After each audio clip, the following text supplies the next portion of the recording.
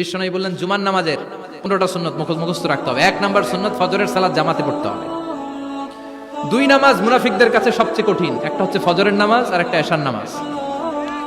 এক আলেমকে জিজ্ঞেস করা হলো ফজরের বাতাসটা এত ঠান্ডা আর স্নিগ্ধ কেন? আলেম উত্তর দিয়েছিল কারণ ফজরের বাতাসে মুনাফিকদের নাকের দুর্গন্ধ মিশে না। ফজরের বাতাসটা স্নিগ্ধ, ফজরের সময় আল্লাহওয়ালাদের আনাগোনা, মুসল্লিদের আনাগোনা, ইসলামের পক্ষের শক্তির আনাগোনা। চিল্লায় বলেন ঠিক কিনা? মসজিদে নববীতে জুমার নামাজের দৃশ্য আর ফজরের নামাজের দৃশ্য ছিল এক। বাংলাদেশে ফজরের নামাজের দৃশ্য আর জুমার নামাজের দৃশ্য এক নাকি?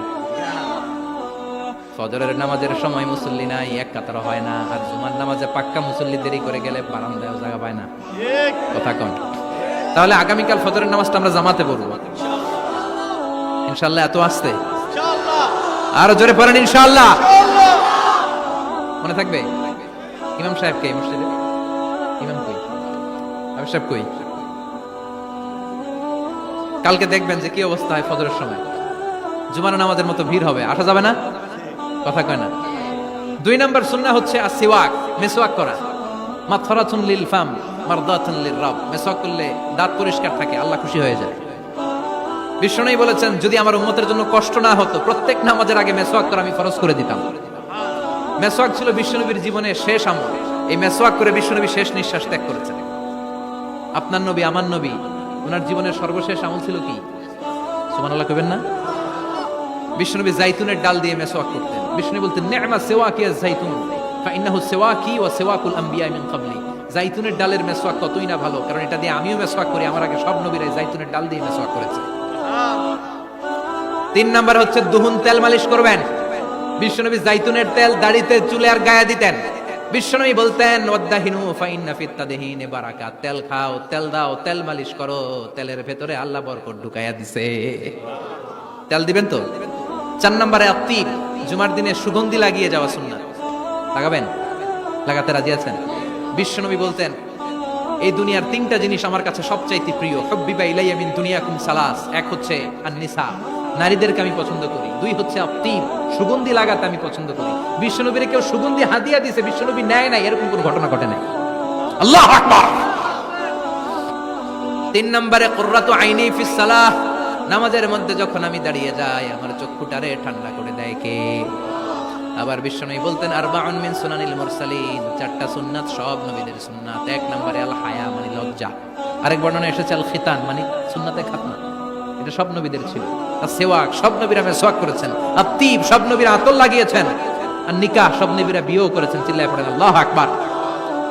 5 নম্বর সুন্নাহ হলো আল লিবাস আহসানাস সিয়াব, সুন্দর জামা পরা। নট নেসেসারি যে নতুন জামা হতে হবে, পুরাতন জামাও ধুয়ে আয়রন করে পরলে একটা সৌন্দর্য আছে না নাই? ইন্নাল্লাহা জামিল ওয়া ইউহিব্বুল জামাল। আল্লাহ নিজে সুন্দর, সৌন্দর্যকে আল্লাহ পছন্দ করেন। পৃথিবীতে সবচেয়ে সুন্দর কে? পৃথিবী সুন্দর, মানুষ সুন্দর, আসমান সুন্দর, জমিন সুন্দর, সুন্দরে সুন্দরে পাল্লা। জান্নাত কত সুন্দর তুমি আল্লাহ, জান্নাত কত সুন্দর তুমি আল্লাহ। সুবহানাল্লাহ পড়ো।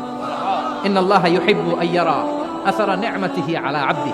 আল্লাহ তার বান্দার উপর তার নিয়ামতের ছিটেফোঁটা দেখতে চান। আপনি যদি ধনী হন দামি জামা পরবেন, সুন্দর জামা পরবেন। অনেকে আছে অনেক ধনী কিপটুসের মতো সিরা জামা পরে, আছে না নাই? আপনি ধনী মানুষ, আপনি সিরা জামা পরছেন কেন? আপনার যে সম্পদ আছে এটার বহিঃপ্রকাশ আল্লাহ দেখতে পছন্দ করে। আপনাকে যে আল্লাহ কি নাজ নেয়ামত দিয়েছে, অহংকার ছাড়া স্বাভাবিক বহিঃপ্রকাশ আল্লাহ দেখতে পছন্দ করে। কোন সুবহানাল্লাহ। এরপরে 6 নাম্বার হলো ইকসারুস সালাহ আলান নবী, বিশ্বনবীর উপর বেশি বেশি দুরূদ পড়া। বিশ্বনবী বলতেন জুমার দিন শ্রেষ্ঠ দিন, এই দিন আমার উপর বেশি বেশি দুরূদ পড়ো। ফাইন্না সালাতাকুম মা'রুদাতুন আলাইয়া, কেননা তোমরা যে আমার উপর দুরূদ পড়ো কিয়ামতের আমি মরে যাওয়ার পরে এই দুরূদগুলো কে পাঠিয়েছে তার নাম, তার বাবার নাম সহ ফেরেশতারা আমার কবরে দিয়ে আসে। সাহাবারা বললেন ইয়া রাসূলুল্লাহ কাইফা সালাতুনা মা'রুদাতুন আলাইক, আপনি মরে যাওয়ার পরে আমাদের দুরূদ কেমন করে আপনি দেখবেন? ওয়াকাদ আলিমতা, আপনি তো পচে গলে মাটির সাথে মিশে যাবেন। বিশ্বনবী বলেন ইন্নাল্লাহা হাররামা আলাল আরদি আন তাকুলা আজসাদাল আমবিয়া, নবীদের লাশকে খেয়ে ফেলা, নবীদের লাশকে পচিয়ে ফেলা জমিনের সব মাটির জন্য আল্লাহ হারাম করে দিয়েছে। নবীদের লাশ পচে না, নবীদের লাশ গলে না। যারাই বিশ্বনবীর উপর দুরূদ পড়বেন আপনার নাম সহ, আপনার বাবার নাম সহ, মালাইকাতু সাইয়াহিন, একদল ফেরেশতা আছে শুধু রাউন্ড দেয় গোটা ওয়ার্ল্ডে। কারা বিশ্বনবীর উপর দুরূদ পড়েছে, এই দুরূদ নিয়ে, এই নাম নিয়ে বিশ্বনবীর কবরে তারা পৌঁছে দেয়। চিল্লায় পড়েন আল্লাহু আকবার। এরপরে বিশ্বনবী বলতেন জুমার দিনে সূরাতুল কাহাফ পড়বা, কাহাফ পড়া সুন্নাহ। সূরাতুল কাহাফ পড়তে রাজি আছেন? আগামীকাল রাজি আছেন তো? 18 নম্বর সূরা, কোরআনের একেবারে মাঝখানের সূরা। আলহামদুলিল্লাহিল্লাযী আনজালা আলা আবদিহিল কিতাবা ওয়া লাম ইয়াজআল লাহু ইওয়াজা, এই আয়াত দিয়ে শুরু হয়েছে। রাব্বিহি ফালিয়ামাল আমালান সালিহা ওয়া লা ইউশরিক বিইবাদাতি রাব্বিহি।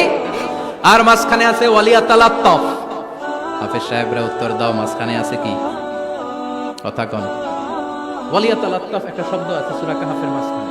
কোরআনের সব জায়গায় এক ফন্টে আয়াতগুলো লেখা, কিন্তু ওয়ালিয়াতালাত্তাফ মোটা করে লেখা আছে না, ডবল ফন্টে লেখা, মোটা, কারণ এটা কোরআনের একেবারে মাঝখানে অবস্থিত এই শব্দটা ওয়ালিয়াতালাত্তাফ। এর আগে যত শব্দ এর পরে তত শব্দ, এর আগে যত কোরআনের অক্ষর এর পরে তত অক্ষর। সুবহানাল্লাহ। বাড়িতে গিয়া বিশ্বনবী বললেন সূরাতুল কাহাফ যে তেলাওয়াত করবে ইয়াকুনু লাহু নূর, এই সূরাতুল কাহাফ কিয়ামতের দিন তার সামনে বিশাল একটা আলো হয়ে আসবে। এই আলো দিয়ে পুলসিরাত পার হয়ে ওই বান্দা জান্নাতের ভেতরে ঢুকে যাবে। আবার বিশ্বনবী বলেন যারা সূরাতুল কাহাফের প্রথম 10 আয়াত তেলাওয়াত করবে জুমার দিন, শেষের 10 আয়াত যারা জুমার দিন তেলাওয়াত করবে, দাজ্জালের ফিতনা থেকে তাদেরকে মুক্ত রাখবে কে? সুবহানাল্লাহ পড়বেন না? কালকে সূরাতুল কাহাফ দিয়ে সকাল শুরু করতে রাজি আছেন? সবাই রাজি? এরপর আত-তাবকির ইলাল মসজিদ, মসজিদে আগে আগে যাওয়া সুন্নাত। আগে যিনি যাবে উনি কি পাবে? তারপরে গরু, তারপরে বকরি, তারপরে মুরগি, মুরগির পরে ডিম না আন্ডা? আন্ডা। আল মাশিউ আলাল ইকদাম, বিশ্বনবী বললেন হেঁটে হেঁটে জুমার নামাজে যাওয়া সুন্নাত। রিকশা, হুন্ডা, সাইকেল, সিএনজি দিয়ে গেলেও হবে, কিন্তু হেঁটে গেলে সওয়াব বেশি না কম? প্রতি কদমে কদমে আমলনামায় সওয়াব দিয়ে দিবে কে? এরপরে বিশ্বনবী বললেন আদামু তাখাত্তি রিকাবান নাস, মানুষের ঘাড় ডিঙ্গিয়ে সামনে না যাওয়া সুন্নাহ। অনেকে জুমার দিন আসে সবার শেষে বসতে চায় সামনে, এরকম ডাকাইত আছে না নাই? রাজা মেহারে নাই?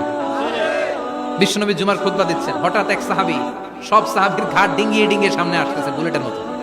বিশ্বনবী বললেন থামো, এজলিস, বসো মিয়া, ফাকাদ আযাইতা ওয়া আনাইতা, আসছো দেরি করে আবার মুসল্লিদেরকে কষ্ট দিচ্ছ। যেখানে জায়গা পাবেন ওইখানে বসবেন, মানুষের ঘাড় ডিঙ্গিয়ে সামনের কাতারে যাওয়া এটা ঠিক না। এজন্য জুমার দিন আগে আগে আসার চেষ্টা করবেন। রাজি আছেন তো? এরপরে বিশ্বনবী বললেন দুখুলুল মসজিদে রাকাতাইন, জুমার নামাজের দিন মসজিদে ঢোকার পরে 2 রাকাত পড়া সুন্নাত। কয় রাকাত? রাজি আছেন? কবলাল জুমা বাদাল জুমা, অনেকে প্রশ্ন করে বাদাল জুমা 4 রাকাত, মসজিদে পড়লে 4, ঘরে পড়লে 2, কিন্তু কবলাল জুমা সুনির্ধারিত নয়, অনির্ধারিত। মা কদ খুদ্দিরা লাগ, যত আপনার তৌফিকে কুলায় 2 রাকাত করে করে 2, 4, 6 ইমাম সাহেব খুতবা দেওয়ার আগ পর্যন্ত আপনি যদি আধা ঘন্টা আগে যান আপনি 10 রাকাত পড়তে পারবেন। চিল্লায় বলেন ঠিক কিনা? এরপরে বিশ্বনবী বললেন ইনসাত, চুপ থেকে খুতবা শুনবা। জুমার খুতবার সময় কথা বলা যাবে নাকি? কথা কম। বিশ্বনবী বললেন তোমার সামনে কেউ কথা বলতেছে, তুমি যদি বলো চুপ করো, এটাও তুমি খারাপ কাজ করছো। চুপ করো তোমার কইতে কইছে কি? চুপ করো বলে তুমি আরেকটা বেজাল লাগাইছো। চিল্লায় বলেন ঠিক কিনা? তাহলে জুমার নামাজে কথা বলা যাবে না, কেউ কথা বললে চুপ করো এই কথাটাও বলতে বিশ্বনবী নিষেধ করেছেন। চিল্লায় বলেন ঠিক কিনা? এরপরে মজার একটা কথা বিশ্বনবী বলেছেন, জুমার নামাজ পড়তে যেয়ে যদি কারো ঘুম আসে জায়গা চেঞ্জ করে বসো। জুমার নামাজ পড়তে যেয়ে ঘুমান না, এরকম কে কে আছেন আল্লাহর ওলি? হাত তোলেন। হাত তুলতে পারবেন? আমিও তুলতে পারবো না, আমি কত ঘুমাইছি। জুমার খুতবা শুনতে গেলে ঘুম আসে, কারণ রহমত নাজিল করে কে? পুরো মসজিদের ডানে বায়ে রহমতের ঠাসা, খালি ঘুম আর ঘুম। আছে না নাই? ঘুম আসলে কি করবেন? উঠে যাবেন, উঠে জায়গা চেঞ্জ করবেন, পানির ঝাপটা দিবেন, ঘুম দূর করে দিবে কে? এরপরে বিশ্বনবী বললেন জুমার দিন দোয়া করলে কবুল হয়। এমন একটা সময় আছে জুমার দিনে, ওই সময়ে যদি বান্দা আল্লাহর কাছে কিছু চায়, সেটা না দিয়ে খালি হাতে আল্লাহ বান্দারে ফিরাইয়া দেয় না। সেটা কখন? অনেক ইখতিলাফ আছে, বেশিরভাগ মুহাদ্দিসিন বলেছেন জুমার দিন আসরের নামাজের পর থেকে মাগরিবের আগ পর্যন্ত, বিশেষ করে মাগরিবের আগের আধা ঘন্টা, এই সময় আল্লাহর কাছে বান্দা যদি কিছু চায়, এই দোয়া আল্লাহ ফিরিয়ে দেয় না। এই 15টা সুন্নাত কালকে আমল করা যাবে তো? সবাই রাজি? জুমার খুতবা মনোযোগ দিয়ে শুনবো তো? আগে আগে আসবো তো? দোকানপাট বন্ধ করে জুমার নামাজের ভাবমূর্তি রক্ষা করবো তো? খতিব সাহেব যারা আছেন জুমার আলোচনাটাকে আরো কনস্ট্রাকটিভ ওয়েতে নেন। সব বন্ধ হবে, জুমা বন্ধ হবে। তাফসির মাহফিলে 144 ধারা আছে না নাই? জুমার মাহফিলে আছে। জুমার দিন 144 জারি করছে ওই মসজিদের জুমায়, কোনদিন শুনছেন? এই জন্য জুমাটাকে আমাদেরকে কাজে লাগাতে হবে। আল্লাহ তুমি তৌফিক দাও। আর জোরে পড়েন আমিন। সুবহানাকাল্লাহুম্মা বিহামদিকা আশহাদু আল্লা ইলাহা ইল্লা আনতা আস্তাগফিরুকা ওয়া আতুবু ইলাইক।